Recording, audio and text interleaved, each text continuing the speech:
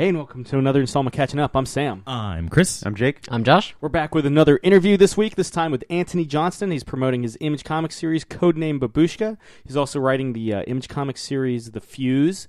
He's written Daredevil for Marvel Comics, and if you're not big on the comic stuff, he's written, he was the head writer on Dead Space. He was the head writer on Zombie U for the Wii U. He was a staff writer on Middle Earth: Shadow of Mordor. He just launched, since we recorded this interview, a Kickstarter for a iOS game called Failure, which hopefully that's not a. Hopefully, it's a clever title. Oh, yeah. Not a sign of things to come. Yeah, for the Kickstarter. And Antony, if you're listening, you're always welcome to come on the show so we can help you plug that Kickstarter, and And talk metal. He also has his own podcast, which we also talk about. One of which is Thrash It Out. Yeah. His first episode is Saint Anger. And their opinions on that one might surprise you for the I think much maligned Metallica album from 2003. Yes, sir. They also do South of Heaven. That is my favorite Slayer album. Not Rain and Blood. No, I mean that's like the best, but my favorite South of Heaven. What would you say is your guys' favorite Metallica album? Ride the Lightning. Justice for All. Master of Puppets. I think those are the top three. Yeah. So, I mean, one of those three. It's one of it's the same kind of thing where I know their best album is Master of Puppets, and that's that's up there too. But my favorite's Justice. Those are all. I mean, they're all good albums. Clearly, although best selling. real quick. Black album, man. Yeah. One album that has grown on me and become I like more than Sorry Chris Ride the Lightning now is Kill 'Em All. Kill 'Em All is an album that the first time I heard it I was like, it's all right, blah blah blah. But that's an album that I really really dig now, more than I used to. That's pretty sweet. But yeah, without much further ado, here's our interview with Antony Johnston about Codename Baboushka. Boom. And joining us is Antony Johnston. He's currently here promoting his Image Comics series, Codename Baboushka. Antony, thanks for coming on the show. Hello. So here we are. We're 4 issues deep into Codename Baboushka. Issue 5 comes out on March 9th, and the first volume comes out in comic book shops and Comixology on 4/20. As a bit of spoilers for the first 4 issues, we are kind of in the middle. We are in the home stretch. We are nearing that final issue. What can you kind of tell us going into this, basically this arms deal gone wrong? That depends how much you've already read or how much your listeners have already read. I don't want to give away too much because hopefully people... I mean, it's too late, obviously, for people to sort of jump on with issue 1 now, but hopefully people listening might be intrigued and want to find the first volume, the first collection, which, as you said, is out in April. So Baboushka Codename Baboushka, the book, is a sort of modern pulp spy thriller. Lots of action... high kicks, karate chops, things explode, lots of guns, that sort of thing. And centers on the titular character Baboushka, who is an ex-Russian mafia boss hiding out in the US, and a government agency discovers her real identity and blackmails her into working for them.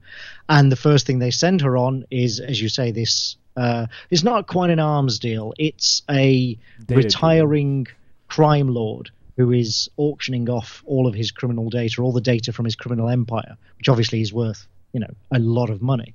And so he is auctioning it off to other crime lords. And so Baboushka pretends to have come out of retirement in order to join the bidding for all this data.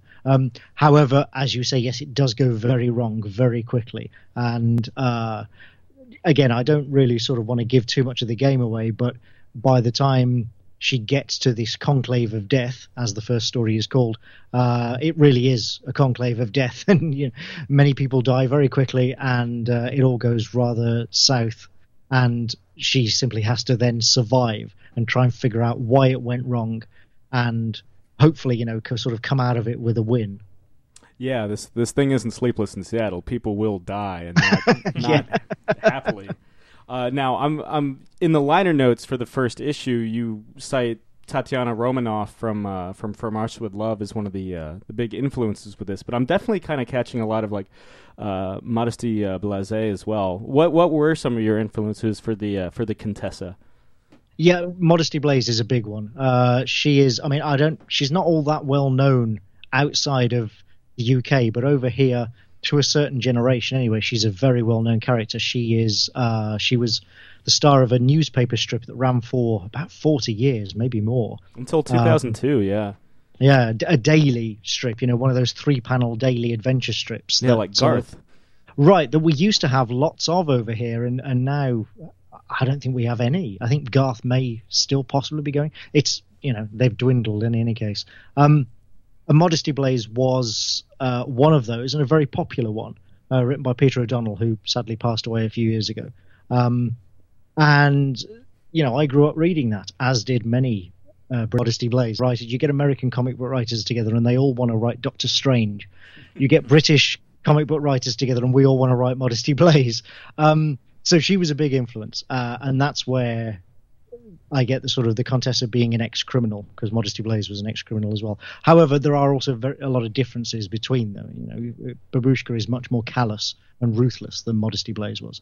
But also, as you say, Tatiana Romanov, not the character as such being an influence, but her situation. What I like about Tatiana Romanova is that she was the first real Bond girl. More so than, because Ursula Andress was just kind of scenery, really, in Dr. No, whereas Tatiana Romanova actually crossed swords with Bond to an extent. She was trying to deceive him. She was another spy. And what happened was, as I was From Russia with Love is one of my favorite Bond movies, because it's one of the only Bond movies that is actually a spy story. That's fair. And I was rewatching it and thought I would love to see a version of this from her point of view, from Tatiana Romanova's point of view, because we don't really. It's entirely possible to watch that movie and read it with an idea that she actually is sort of double-crossing Smersh. That she is actually playing the Russians against themselves, and that she always intended to defect. That's not in the text, but you can watch it imagining that. And so I thought, well, hang on, this is all quite interesting. And so that's what set me off down the road of thinking, okay, female spy in the sort of James Bond vein. I mean, James Bond himself is also an influence on Baboushka, even though she's a kind of, for want of a better description, a feminist version of James Bond.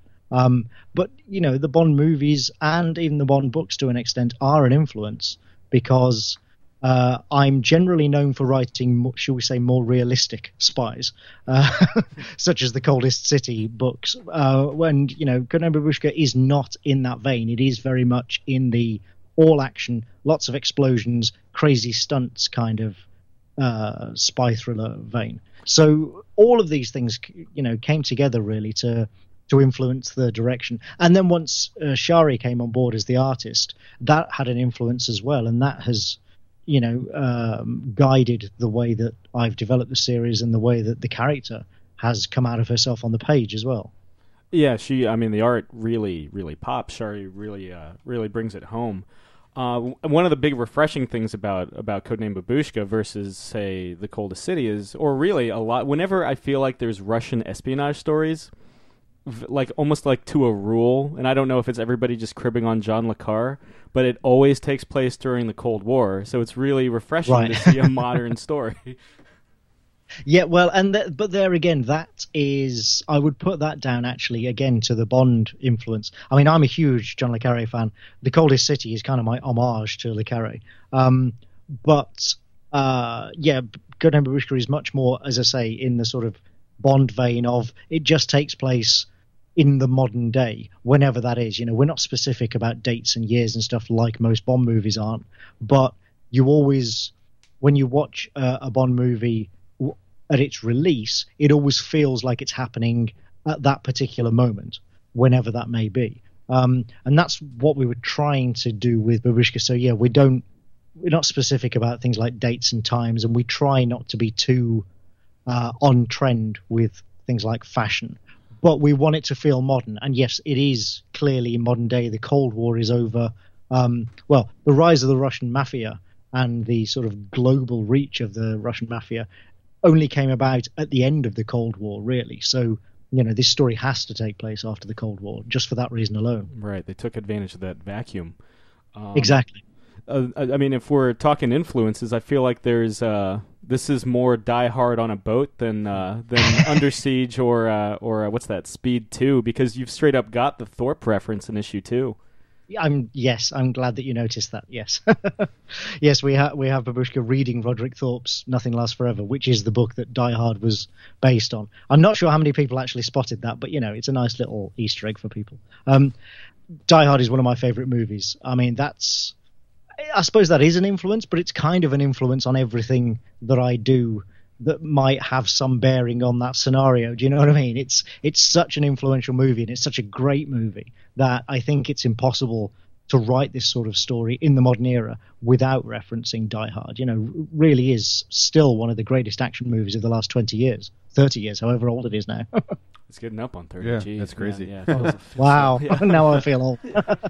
But was Codename Baboushka, was that a very conscious effort even before Shari came on to go to a more kind of action-fueled narrative? Oh, definitely, yeah. Yeah, I wanted lots of action, lots of, guns and explosions, and I wanted it to be glamorous, which is one of the things that Shari brings.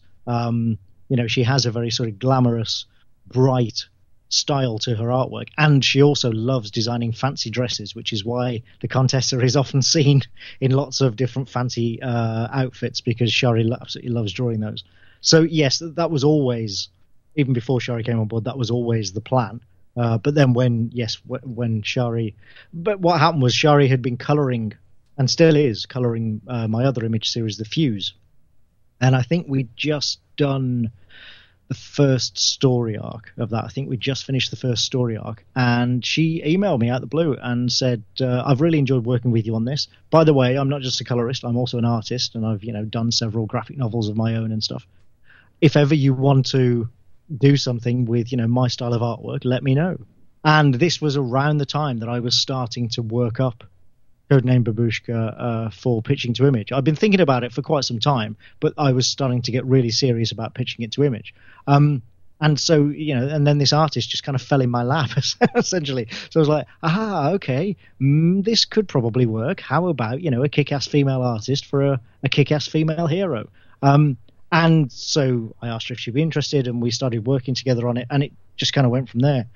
But like I say, Shari's art, as a result, did have some influence and has actually encouraged me to make it even more glam, if you like, and even more sort of primary coloured as a series than I might perhaps have taken it with a different artist. But I think that's all for the good, because it really is, for me, quite a departure, because as I say, I'm generally known for writing much more sort of serious, gritty fare, and it's actually a lot of fun to do something that isn't that. Kind of stretch out different muscles. Exactly. Now, you had mentioned that you were planning to do this almost kind of like a story a year, kind of like a kick-ass story every year. Have you already kind of been percolating on where future arcs would go? Maybe something less claustrophobic, or any idea? Yes, absolutely. Even before the first issue of the Conclave of Death was published, I had already started making plans for subsequent story arcs.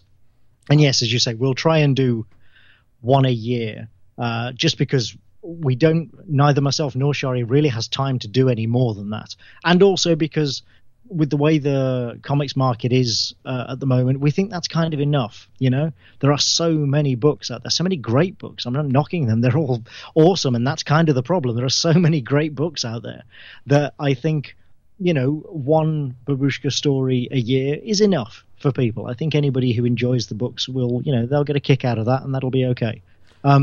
So subsequent stories, the next story, which is called Ghost Station Zero, is much more expansive, and that will see Baboushka traveling all over the world and be, much less claustrophobic. Then we have the Malikov Gambit, which actually I don't want to say anything about that. And then the fourth story, at the moment, the working title is Murder in Mombasa, but that may change.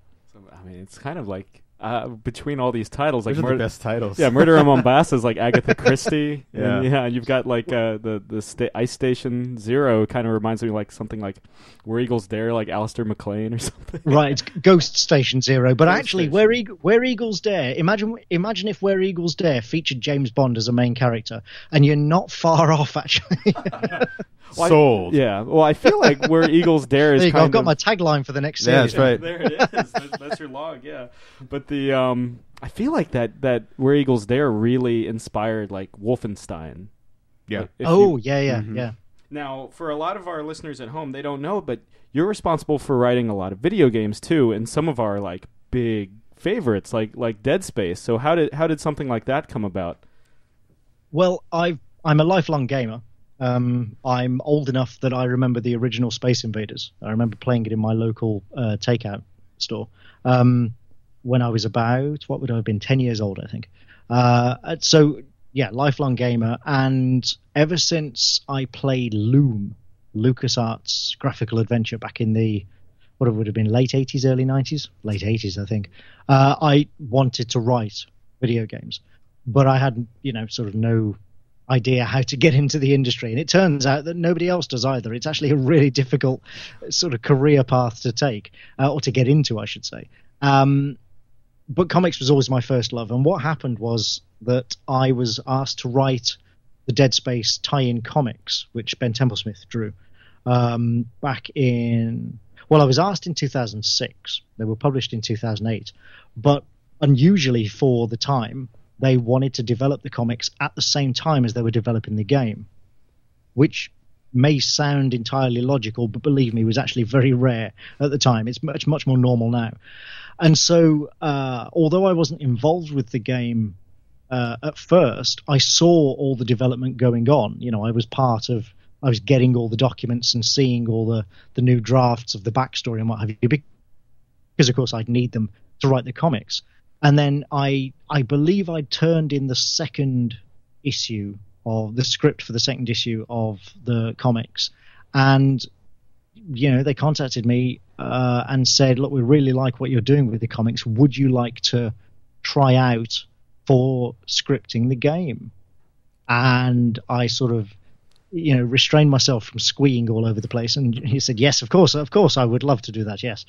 And I did, and they liked it, and I got the gig. And so, just as it turned out, my first video game happened to be pretty much a cultural landmark in video games, which was just, amazing. And so, yeah, I've been doing that ever since, and I've done a lot more in terms of sort of being involved in narrative design and stuff since as well. But there are also some games where I just script, where they bring me an almost finished game and I'll write a script for. But that's the same for all video game writers. It's very much, it's not defined. There are some things like what a novelist does. Everybody knows what a novelist does, and what a novelist does is pretty clear and established. Screenwriters, for the most part, pretty established. They have very defined roles. Video game writers, no.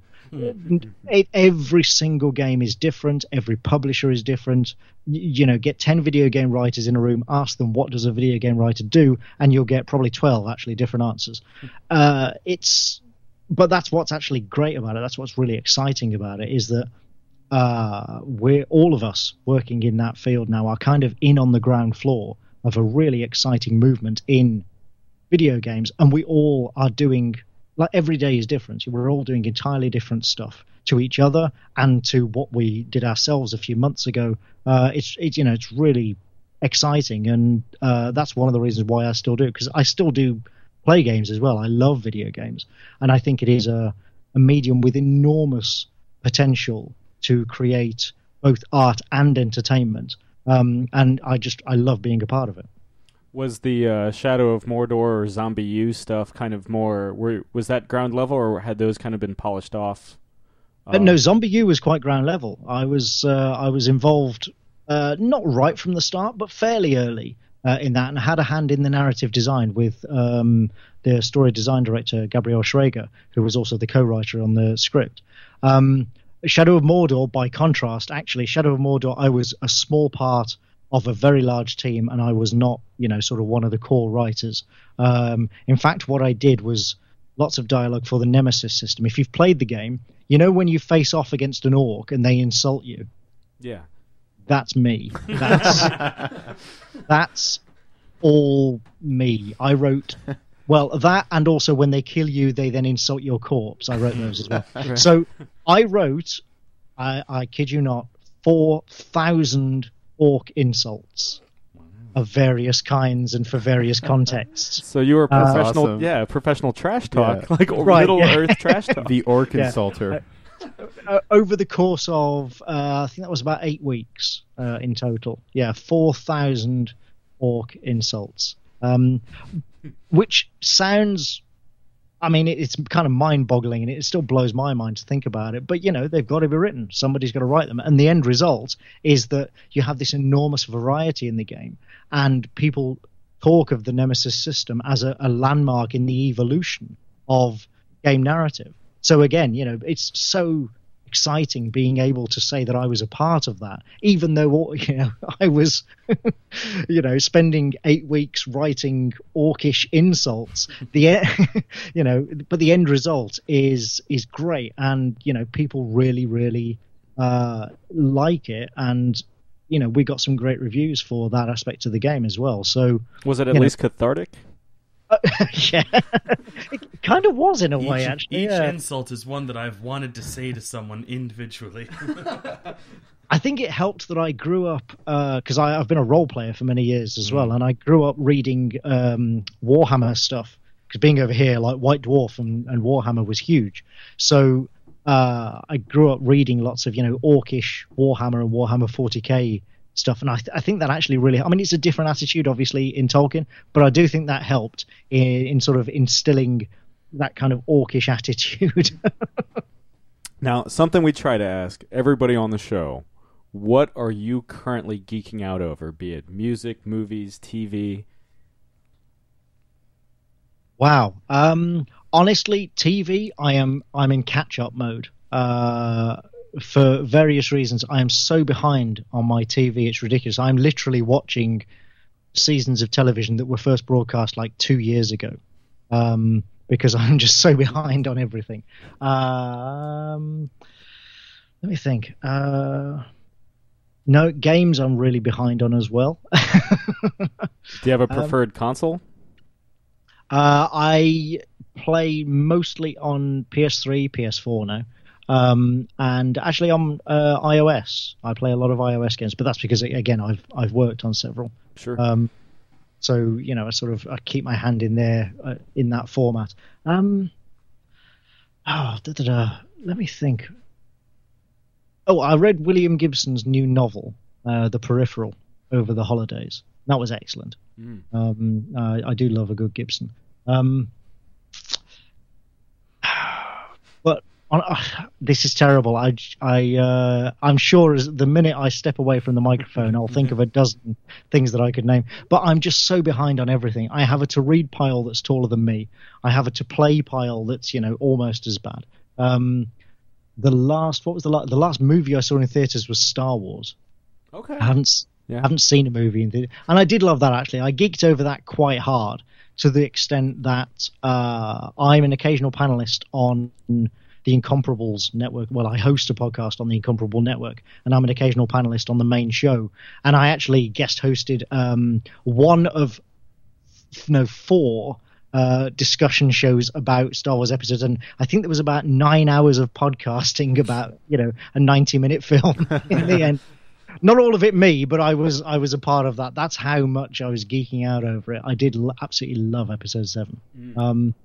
So yeah, I'm going to have to say that's still fairly high in my consciousness, just because I did enjoy it so much as an old school Star Wars fan. But honestly, mostly these days I just I'm so behind on everything. The one thing I do try and keep up on is comics, and specifically comics that my friends are working on. So I am loving things like Wicked and Divine at the moment. By Gillian McKelvey. That's everybody loves that, sure, but I'm really enjoying that because I know the guys making it, and it's so great to see them having this huge success. with something that they both completely believe in. That happens more rarely than you might think. I was wondering, as someone that is so heavily influenced by Bond, I feel like audiences were kind of split down the middle. But what did you think of Spectre? I actually thought Spectre was okay. It was perhaps a little overlong, and I didn't think much of Christoph Waltz's Blofeld. But then, bizarrely, that's the first thing I'd ever seen Christoph Waltz in. Whoa. I know, yeah, everybody has that reaction, but I'd never seen him in anything else before. And he was fine, but it wasn't a great performance. But I liked the fact that although it was less spectacular than Skyfall, at least the story made sense. Whereas Skyfall was kind of like one of the most amazing, spectacular Bond movies you've ever seen. But the minute you start thinking about the story, it just makes no sense whatsoever. Yeah, it's that classic, like, the villain has to be in the right place at the right time, and the train has to stop here at the exact moment for this to happen. Exactly, blah, blah, blah. Yeah. Well, and he has to even know that he'd get captured and then he'd escape in that way. And yeah, it's as I say, it's spectacular to watch, and I do love it. I'll happily watch it any day of the week, but I just can't let myself think about the story whenever I do. Whereas Spectre was much more sober and less spectacular, but the story holds up. You come out of it and you think, actually, yeah, that story did make sense. The only thing with Spectre, because I enjoy the film quite a bit too. Love the opening in Mexico City. Love the most of the Rome sequences. Why is Ernst Stavro Blofeld, spoilers, Bond's surrogate brother? Yeah. Oh, I'm ignoring that. That's presumably some kind of conspiracy that will get retconned away or something. Hopefully. That's just ridiculous. That's absurd.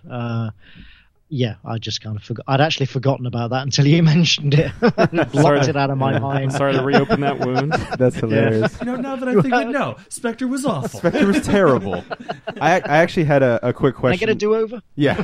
I had a quick question. I remember, reading Fuse and, I think you were talking about influences maybe in a letter in the back or during one of the times it was coming out, and you were talking about, like, different things that influenced, if you take this, add this, mix this in, blah, blah, blah.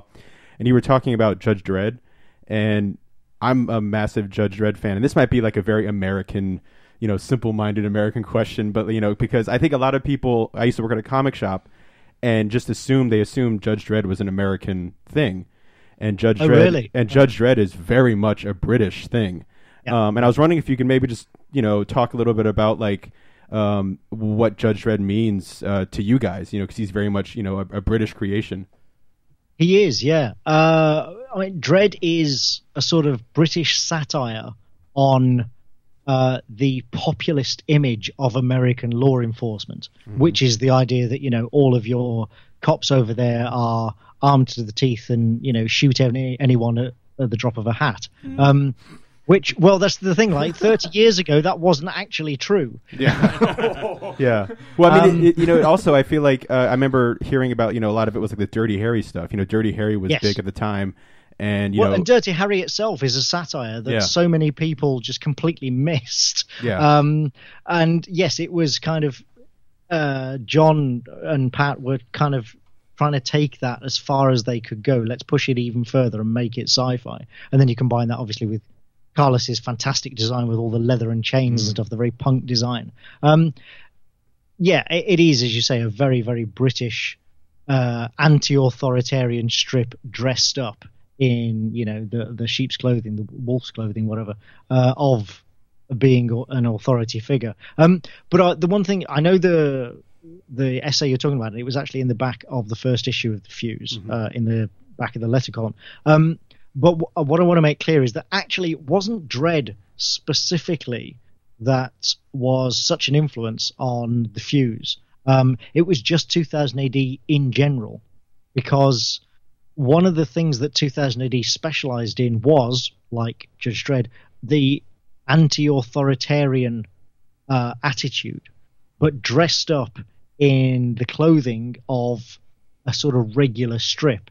And it was quite subversive in many ways. So you'd have something like Strontium Dog, Stripless Strontium Dog, where the main characters were bounty hunters. They were effectively on the right side of the law, but they were, in this particular case, they were mutants, so they were outcasts from society in this, sci-fi world. And the attitude of it was very anti-authoritarian, even though they were essentially upholding the law. You had Rogue Trooper, who's a genetically engineered soldier. And again, he's, a soldier, so you're talking about the military and attitudes of sort of might is right. But then because the way the strip was told, and because he was the last survivor who was searching for a traitor, again, it was very cynical about authority and about the sort of the wisdom of your supposed betters. And it taught a whole generation of kids to really question authority, question orders, question the sort of class system that we have in British society. It was really quite subversive in that way. And it's that general attitude that informed The Fuse as much as anything, that sort of dirty, subversive sci-fi attitude. Now, The Fuse is not it's not subversive in that sense, but it is built on the foundation of what I like to call lived-in sci-fi, where you have a future that isn't perfect and it's not utopian and people are still people, which basically means they're assholes. And the station itself is kind of almost falling apart at the seams, and there are societal tensions, and there's a terrorist group and all this sort of thing. That's the influence of 2000 AD on The Fuse, really, is in that very ground level anti-authoritarian viewpoint of society. Yeah, 2000 AD. I think that was great that you kind of went through and explained, because I think it's one of those magazines that I wish more people over here knew about. Oh, same here. But at the same time, it's kind of cool that it's such an underground thing. Yeah. Because when you do find somebody else who reads it, it's a bit like, I'm an old school metalhead, and it is a bit like being into metal used to be in the 1990s. Oh yeah. Where when you met another metalhead, it was almost like you had a secret language. No, I could totally identify with that too. But yeah, it is interesting because 2000 AD has been around for almost 40 years now. 1979. Yeah, which is crazy. So just because we're aficionados of metal, Judas Priest or Iron Maiden? Oh God, neither. No, if I have to choose, I go with Priest because they're from my hometown. Okay. Same as bands like Sabbath, but I'm not a fan of either of them. Actually, I'm more a fan from that sort of era of Black Sabbath. Actually, that's much more my kind of speed. I'm much more on the doomy end of metal rather than the speed end. You should listen. I do another podcast called Thrash It Out. That's at thrashitoutpodcast.com, where me and Brian Latendry from Secret Identity talk about metal. We take it in turns to make the other person listen to an album, and then we get together and argue about it. It's fun. I'll have to check that out. We're gonna have to put that on the link. We're gonna have to put that on the page. Definitely check that out. Yeah. Also, is there any update on the Coldest City adaptation? They've finished shooting. That's all I know. Well, it's by the guy that did John Wick, right? One of them, yes. John Wick was actually directed by a duo. Right. Chad Stahelski and Dave Leitch. And they were signed up to do John Wick 2 and to do The Coldest City. And then, because of the way the scheduling fell, both movies were shot at the same time. And they were like, well, obviously we can't shoot two movies at once. So they took one project each. And Chad Stahelski stayed with John Wick 2, and Dave Leitch went and directed Coldest City in Budapest. I was out on set in Budapest a few weeks ago, and it looks awesome. And as I say, I know they finished shooting a week and a half ago or so now. But that's literally all I know. I'm not creatively involved. I mean, they're very gracious and sort of tell me things and keep me updated on the progress, but they don't have to. I'm not actually creatively involved in the movie at all. So I'm just thrilled that it's looking great. And Charlize is amazing, obviously. But then also having people like James McAvoy and John Goodman and stuff is just, we got so lucky. It looks a really sort of intense, moody, action-fueled movie. It looks great. Well, it's interesting. I mean, because like you were saying, Coldest City is more rooted in realism than the kind of almost bubblegum pop of Codename Baboushka. So it'll be interesting to see how much of, because John Wick is a super kinetic action movie. Yeah. From what I've seen, it is going to have more action than the book, no question. That's what these guys do. They're ex-stunt coordinators, so of course they're going to do that sort of thing. But there is more of the book in it than you might expect, certainly than I expected. And the action sort of, it fits well. The non-action stuff is really sort of moody and intense, and then the action, at least what I saw of it, what little I saw, was very I want to say Bourne style, but that makes people think of shaky cam, and that's not that's not what I mean. But I mean just kind of sort of short, sharp, and brutal. Well, a bit like John Wick actually, in that sense, in that it's not elaborate people doing cartwheels and stuff all over the place, but it's just really brutal action scenes, and that's what I saw them doing on Coldest City. So I think that will fit really well. Kind of the economy of motion. Yeah, exactly. Just a lot of it. So to kind of take us out without, like you were saying, giving the game away, what can we expect with the finale to the Conclave of Death? You can expect lots of explosions. Lots of death. A death or two, yes. You can expect... well, actually, if you've been following the series from the start, what you can expect above all is a change at the end. Like, the end of this story will change Baboushka forever, and her relationship with Eon, the agency that's blackmailing her. And, it sets it up for further missions, obviously. We want to make this a series where she goes on these missions under duress, and continues to. But everything about her situation and her attitude towards that changes at the end of this series, and then hopefully, in a way that it will propel the series forward into further stories in the years to come. Is Eon kind of a reference to the Bond studio of the same name? You might say that. I couldn't possibly comment. House of Cards back March 4th. Yeah. Indeed. Are you a fan of the American version of that, or do you? I haven't actually seen the American version, but I watched the British version many years ago. Sure, yeah, I get the Ian Richards. So did they keep that line? Is that in the American version as well? Only in the first series. Only in the first okay. series. Yeah, right. They. I guess they're, and it's very. It's more of a spirit. It follows it kind of spiritually. I don't want to give away. Well, I suppose you've already seen all three British series, so.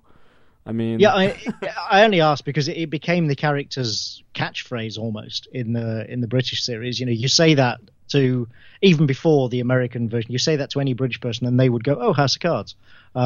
So it's interesting that they kept that line in the American version as well. Just in one instance, though. Yeah, it doesn't become like what's right. Okay. Yeah, because it's like you were saying, it's almost a refrain for Urquhart. Yeah. But and is Sterling kind of a nod to Sean Connery? Sort of. His whole character is more of a nod to Bond than anything. Seamus is the Scottish equivalent of James. Oh, well. So yeah, learn something new every day. There you go. Well, thanks, Antony, for coming on. And again, issue 5 of Codename Baboushka will be out in comic book shops everywhere in Comixology on March 9th. And the volume, collecting all 5 issues, will be out also on a Wednesday, April 20th. Anthony, thanks again for coming on. It's been my pleasure. Thank you. What a he was a fun guy to have on the show. Yeah. Very fun. Yeah, of course, Thrash It Out. 15 episodes are really easy to get caught up on. You were saying, of course, again, South of Heaven is your favorite Slayer album. Yeah, one of my friends, every time I listen to South of Heaven, he turned, I was in high school, I would just draw lyrics and Slayer on my binder and my in the margins next to the 4 members of Kiss. And I swear, I have a binder somewhere that is just littered with Kiss and Slayer carvings. Anyway, yeah, he turned to me. I was listening to South of Heaven. He's like, "Isn't South of Heaven just Earth?" And I turned to him slowly, and I went, "Fuck you." And you were saying, Josh, Dead Space is one of your favorite video games of all time. Yes, top 3. Top 3. What are the other 2? The other 2 Dead Spaces. Half-Life and Like Half-Life Vanilla or 2? Yeah, the original Half-Life and No, Half-Life Creamsicle. I don't know, maybe GoldenEye? Okay. Not Perfect Dark. No, God no. Oh. No. Okay. All right. There you have it. South of Heaven. Yeah. What's Seasons of the Abyss? Season of the Abyss. That's That's a that's good a one. that's a masterpiece solid too. one. I mean, those 3 in a row are like, get the fuck out of here, for like just amazing. Yeah. But well, you guys, I mean, the Oscars have broadcast since our last episode. Yeah. Pretty. I remember. I feel like there was a period because Sam and I watched it, and Josh watched it too, but Sam and I were in the same room, and I remember when it first started, we were like, winning this, winning that, cool, like Mad Max, every technical award, yeah, and then Louis C.K. was like best documentary, Mad Max. Again, I'm super bummed that Sylvester Stallone didn't win for Best Supporting Actor. But yeah, at the end of the day, it doesn't somehow delete his performance from the movie. It doesn't make the movie less of a thing. Because Ryan Coogler didn't get nominated for Best Director, and I feel like he definitely deserved that. Yeah, along with Best Picture too. Michael B. Jordan was great as well. But I will say that I've seen a lot of like hard, and I know Sam and I were joking about Bridge of Spies. We don't like Bridge of Spies, but I've seen some vicious stuff against Mark Rylance, the guy. Really more vicious than me. Yeah, who they're like, oh, what the fuck has he ever done? Fuck him, blah blah blah. And it's like, a fucking 3-time Tony winner. So chill chill out a little bit. Again, he's one step closer to the EGOT. Yeah, exactly. And also him winning this, it's not like he. Yeah, he just did a performance. That's just the thing about the Oscars. So I don't. These people that are hating him like fucking crazy. Not Sam Stone, but I don't know. I just feel like just foaming at the mouth. Well, I just feel like it's kind of a bummer because of course I want Sylvester Stallone to win, but for this guy to I don't think this guy has a Twitter, but this guy, this actor, this fucking guy, Yeah. I mean, but again, for him to win this and everyone's like fuck you, that's got to be kind of a bummer. But again, he has the Oscar, so fuck us. But no, I mean, really, that once Sylvester Stallone lost, I was like, oh shit, maybe George Miller can win Best Director, maybe Mad Max can win Best Picture, because that came out of nowhere, Yeah. Because Stallone won the Golden Globe and he won the SAG Award. No, he didn't win the SAG Award because he wasn't nominated for the SAG Award. Critics' Choice. Right. Critics' Choice. Yeah. Yeah. That being said, I still don't like Bridge of Spies, but I got nothing against Mark Rylance. I'm sure he's fine in other things. I haven't seen him in anything else. I'm just saying, in Bridge of Spies, he's got the same fucking expression in every fucking screen. Yeah. Occasionally he'll talk. Yeah. Occasionally he'll walk fast when he's trying to evade the FBI. Yeah. But would you say he was the best performance in the movie, over Tom Hanks? No. Okay. That's fair. That's fair. I was kind of prepared for Stallone to lose Best Supporting Actor. Yeah. I just wasn't prepared for him to lose to Mark Rylance. Well, here's the thing. We live streamed it. And for those of you that watched, thank you. Yeah. Yeah. All 8 of you. Yes. And there's we just by chance, we were clicking through after it was on YouTube just to make sure, hey, let's check this out. And we click right to that moment. And it's one of the most genuine reactions of my life of anything, because Sam and I are sitting there and you hear Mark Rylance, and we stop. And then Sam goes, oh! And I just lean back and I put my hat over my face. I am sad for 2 reasons. I'm sad that he lost, and I'm sad at how sad I fucking was, dude. I was so bummed out. Oh yeah, so bummed out. Absolutely. And people were like, oh, it's not just because of 40 years. He should have won it because of his performance. He should have won it because of 40 years too. Leo didn't win it just for The Revenant. Yeah. I don't clearly didn't. Yeah. Just for The Revenant. The bear did help. Yeah, but. I kept showing the scene where he cauterizes his. Oh yeah, at least twice. Remember this? Remember this? Yeah, but I mean, it's a bummer that I was more. But, oh well, yeah. It would have been cool if it was Mark Ruffalo. If it was Mark Ruffalo for Spotlight, I would have been like, all right, that's fine. I like Mark Ruffalo in Spotlight. That was cool. I thought Mark Ruffalo was going to be the one who would win it if it wasn't old Stallone. Yeah. Yeah.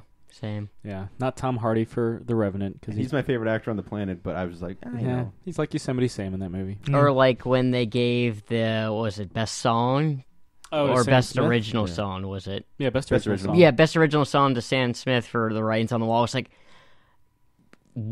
what the fuck? Like, I had pretty much the same reaction you did for who won best supporting actor. Yeah, you had messaged me like on Facebook. You were like, and I was like, look, I'm not complaining because it's from a Bond movie that I somewhat enjoy. But and I don't think it was a bad number, unlike Another Way to Die. Oh, you're much kinder than I am, Sam.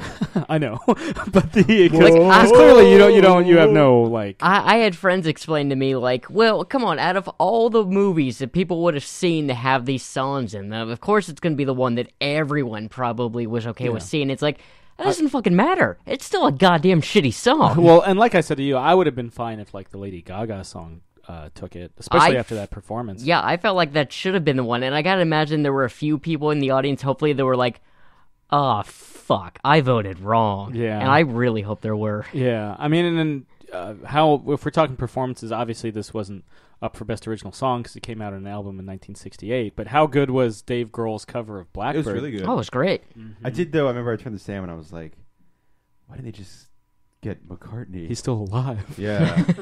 Oh, it's probably cheaper. Another funny thing, my roommate once, I might have told this on the story on the podcast before, but speaking of funny things said to me from friends, I was just in the room once, and I know like a little bit of Blackbird on the guitar, and I was playing it, and he turned to me, he was like, dude, Dave Grohl knows how to play that song. That's awesome. And I was like, Paul McCartney wrote the song. You know what I mean? Like, a lot of people know how to play this song. Yeah. It's been covered so many times. Not like Yesterday numbers, but... No. Although, I feel like I've not heard Yesterday really ever covered. Yeah, for something that's reportedly the most covered song of all time, I've heard Eleanor Rigby way more. Yeah. Same here. Yeah. I've heard Yesterday a couple times. It's not like a 2.5 Men situation where that was apparently the highest rated show on TV when it was on the air, and I was like, I don't know anybody that watches 2.5 fucking Men. No, I can't think of a single cover version of Yesterday that I've ever heard. Yeah. Yeah, same. Tim the Ripper Owens does Hey Jude, and it's like the best thing ever. I've heard more versions of Come Together than I've heard of Yesterday. Yeah. And that's one. 3. Oh, 3? Okay. Yeah. What's Aerosmith. And Michael Jackson. Oh. Was it who's the third? Oh, the Beatles. Yeah, the original. Right, yeah. The Beatles. Yeah. Somebody thanked the Beatles, and like they had like that new thing where they had the scroll at the bottom, and they thanked people. The cinematographer of The Revenant. Oh yeah, and one of them was the Beatles. Yeah. I was like, well done. Okay. Well All done. right. And I was telling Maybe he just wanted to thank the Beatles for being there. Listens to Lovely Rita while he's like putting the footage of Leo getting mauled together. Adjusting the coloration. Yeah. But I was telling Chris before we started recording, and Sam knows this too, so I guess just Josh doesn't know this. But way to go, Josh. I made a status so you like this. Everyone knows this. Why am I telling the story? I will say just for fun, my favorite Oscar moment, I thought it was really sweet when Jacob Tremblay came out to do an award with the kid from Beast of No Nation. They both really couldn't reach the mic, so Chris Rock came out and gave him like a little bit of like a soapbox to stand on, and the microphone barely picked it up. But as Chris Rock put the thing down and Jacob stood on it, he turned to Chris Rock and he's like, I think he said either, hey, I loved you in, or you were really good in Madagascar. I think it was, hey, I loved you in. And that's like the most like no bullshit, no Hollywood. Like it's just a little kid, like he's 9 years old, a little kid who breaks through everything. And he's like, hey, to Chris Rock, I love you in Madagascar. Did you hear what Chris Rock said when he was walking off stage? No. He's like, I'm the only one doing anything nice over here. But yeah, I thought that was a really like just a nice little like a sweet little moment, because there was another moment, I think it was during the SAG Awards, where he's like, I'm nominated with Batman, and like because Christian Bale was like right there. I would have given if we're talking about anyone that I thought worthy of toppling, because Christian Bale's got the best performance in The Big Short. Yes. Mm-hmm. Yeah. In fact, there was like more footage of him that because they're just now releasing like deleted scenes and stuff online to promote the DVD out everywhere on March 15th. Apparently there was like a big subplot. He mentions it in the film, in the finished product, but there's a deleted scene where his son is diagnosed as autistic, and he's looking at all the symptoms, and he's like, this is me. Yeah. Which again he addresses in the film, but we actually see it happen in the deleted scenes. But yeah, there was a lot more of him, and yeah, he does again. Yeah, he also learned Pantera on the drums. Yeah.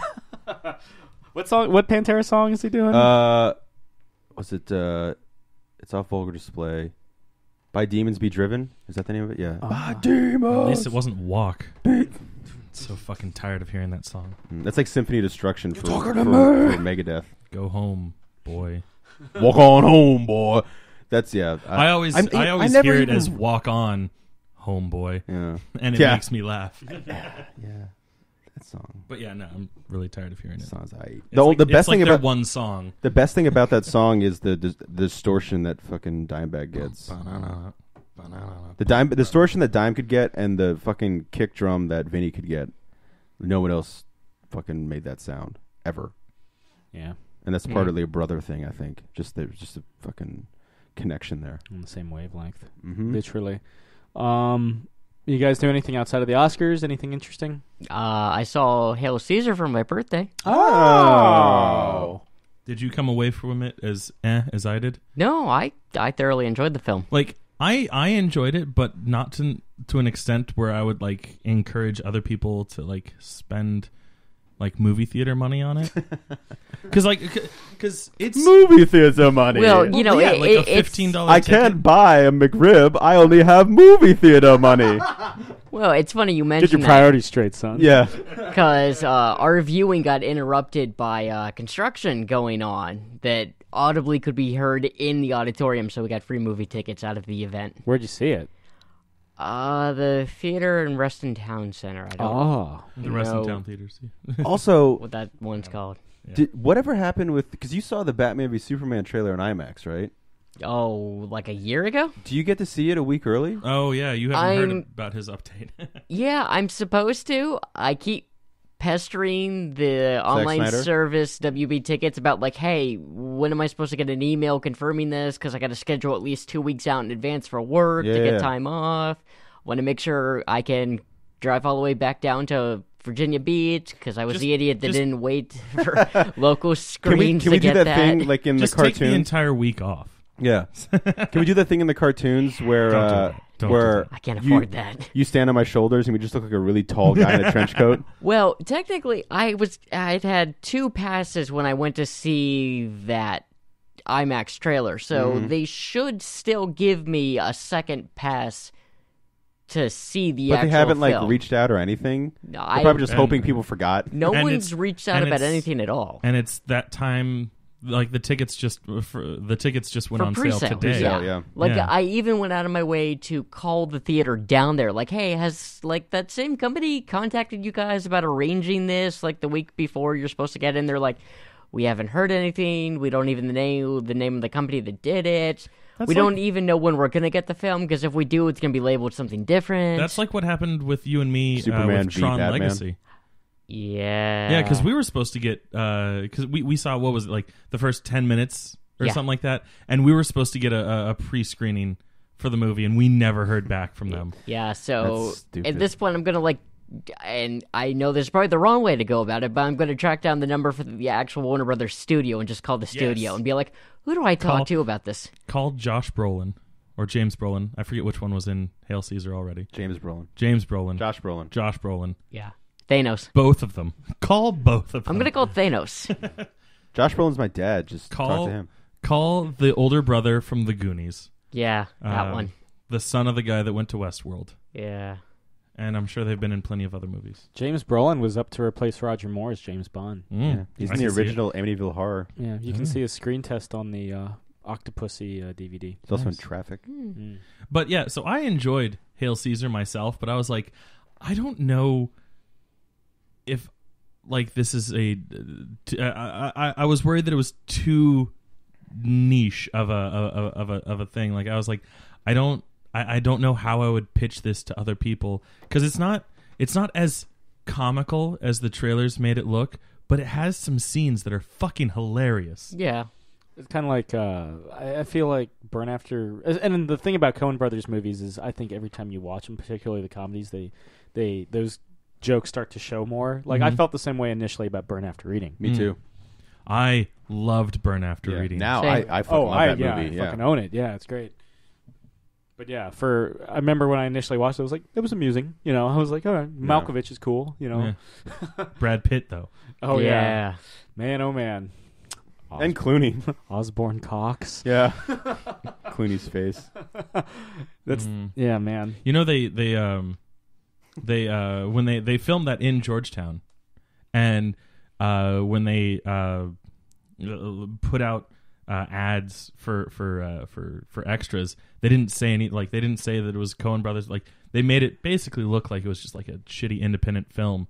So like all these extras come on set and they're like, oh, fucking George Clooney, Brad Pitt, John Malkovich. You know? Like it just like they find out slowly that it's a Coen Brothers movie. So like it was filmed very well, like under wraps, and I think that was really cool because then they weren't like mobbed by people like trying to watch it. Kind of like what happened with Transformers. Yeah, when they filmed it here in DC.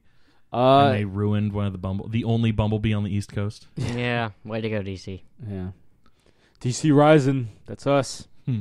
Yeah, man. But yeah, you guys got anything else to add? I feel like it was kind of a low key. It was, Yeah. Which is fine. I will say this though, from watching the Oscars, Chris Rock gave a performance I honestly was not expecting or surprised that the Oscars allowed a lot of the time. I think they kind of were like, especially with all the controversy and everything, they were like, just let him do what fucking ever. Yeah. Like, we'll just take the hits this year. And you know, I think he was better than Neil Patrick Harris last year. Yeah. No offense to Neil, but Neil kind of felt hamstrung. He's more of a Tonys guy. He's really good at hosting the Tonys. Yeah. Did anybody watch his like late night show, Best Week Ever? He had a late night show? Apparently not. Okay. I had no idea. I remember I'm not even he trying had to be one. funny. Neil I Patrick Harris had a never- late night show? Yeah. I never took the time to watch it. Yeah, well, apparently most of America didn't either because he doesn't have it anymore. Yeah. Yeah. It's not exactly like he's hurting by that, though, I think. No. I mean, you know, He moved into my old Harlem neighborhood. Oh, he did? Well, I don't know if he actually did. I know he was looking for a building, a redstone. Oh. What was the you guys ever read the Redwall books? No. One of them. Okay. Was it the first one? The one called Redwall? I think so. Brian Jacques. I enjoyed them. It was like Lord of the Rings level combat, but with squirrels. And mice. And mice. Yeah. And badgers and foxes. Anyway. Yeah, man. So I guess that's all we got this week. So check out Codename Baboushka. You know, check out that Kickstarter for Failure. In his podcast. Yeah, we'll have all the links in the main episode if you're looking at this through. Thrash it out loud. You got to have a party. Thrash it out loud. Come on, turn it up louder. And we get sued by Gene Simmons. Now he'll sue me from the podcast I have. Yeah. Yeah, that's right. Do you want to talk a bit? Oh, yeah. You just launched your own. The Lethal Weapon one is over, and I decided to start. Sam and I, on his podcast, the Beatles podcast, I want to tell you, we had kind of riffed on like what we would do, and I was Queen and Springsteen, and then I was like, I really love like Makeup Era Kiss is like one of my favorite runs of all time, Good, Bad, and Ugly. And so I just decided, it's I guess last Friday it's Kiss My Podcast, and I'm gonna do Kiss, the debut album, to Creatures of the Night, which is what is largely the classic Makeup Era, and probably Lick It Up for Chris. And then I may Animalize, man. I may keep going. I didn't grow up on those on the non-Makeup Era ones, so and I don't have like that like built-in thing. It's not. So you're gonna bring in Psycho Circus? Well, that's the thing. I might do. I mean, I love Psycho Circus. That's a very complicated album in terms of what's going on, and I think it has some really good stuff on there. And then they have the two albums after that they did that are Makeup Era. But we'll see. I mean, I got plenty of albums to do. From Kiss to Creatures of the Night. So. That involves music from the older, which is we'll see that one. That'll be a fun one to do. Anyway, like I said on the podcast, And, you know, offer to you guys, of course, first and foremost, any Kiss album you guys want to come on and talk about, you got it. Destroyer. Fair enough. Lick it up. Yeah. Josh, do you have a favorite Kiss album? No. Okay. All right. You'll be on for Animalize then. Yeah. Do you really Yay? like Animalize? No. Okay. Well, I was I a don't little. even know which one that is. Yeah, it's It follows Lick It Up. You know, my thing is like I don't hate them because I don't really know enough about them. I just, you know, not that interested. I do love Destroyer. Destroyer's great. It's a good one. Yeah. Destroyer's great. Love Gun, you know, is Love Gun's a Love great Gun's one. Yeah, fantastic. Dynasty. Mm. It's got 3 good tracks on it. 3 really good tracks that I like. Yeah. That is part of Makeup Era, though, isn't it? It is, yeah. Yeah. I love that album cover, and I love their like superhero costumes It's their during it. first album after all the solo albums. Mm. So, but yeah, something to keep an eye out every one Friday every month. Kiss My Podcast. It's gonna be. I mean, yeah, it's gonna be like a long thing, you know. But Yeah. I'm always like, because I've been thinking about what to replace the Beatles podcast for. Really, since I started the Beatles podcast. Yeah. I'm like, yeah, man, I'm totally want to talk about this, and this. Thing is, we just finished the early era of the Beatles. Yeah. You know? I mean, you'll again, see that. You'll see that this week. Again, it's your podcast, so like, if you wanted to be like break between Act 1 and Act 2, fuck it. Yeah, but I kind of like to keep the momentum going. Fair enough. You could do like the Beatles and take a break, or I guess you would do that in between Revolver and Sgt. Pepper. Yeah. You take a 6-month break. Yeah, and then after Magical Mystery Tour, take a break to go to India. Yeah. Yeah. Just go to India. Yeah, Yeah. literally Yeah, go yeah. to India. Yeah. Hang out in a Bikram, in a resort and train under, I guess, Maharashi's gone. But anyway, so yeah. Anybody else got anything to add before we sign off? No, sir. Nope. Well, welcome to March, gang. It's been another installment of Catching Up. I'm Sam. I'm Chris. I'm Jake. I'm Josh. Bye. Thank you very much. Good night, Eric Bana.